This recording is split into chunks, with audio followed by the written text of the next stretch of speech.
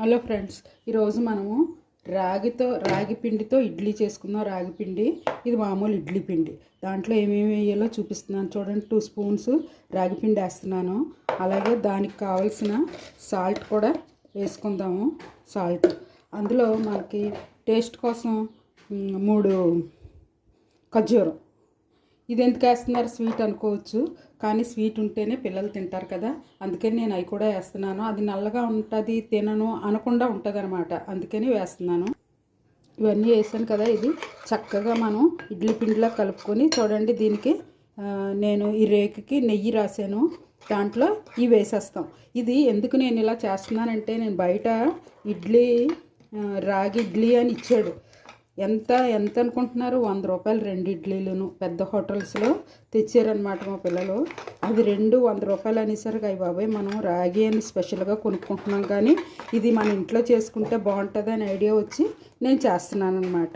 ఈ ఇడ్లీ మనం చేసుకుని తిందాం. చూడండి, ఇడ్లీ పెట్టేసుకున్నాను. అందులో ఇంకో రేకు పెడుతున్నాను, ఎందుకంటే నేను ఎగ్స్ కూడా బాయిల్ చేయాలి. 2 ఎగ్స్ ఇందులో పెట్టేస్తున్నాను. దీంతోపాటు ఇది కూడా బాయిల్ అయిపోద్ది కదా. ఇది నేను స్టవ్ మీద ఆ ఇడ్లీ పాత్రలో పెడుతున్నాను.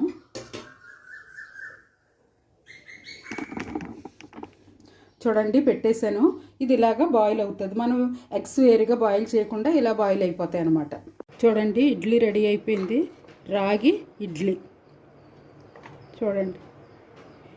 దీనికి నేను కాంబినేషన్ ఏం పెట్టుకున్నానంటే, టమాటా చట్నీ, సాంబారు ఇలా తీసుకుంటే చాలా బాగుంటుంది.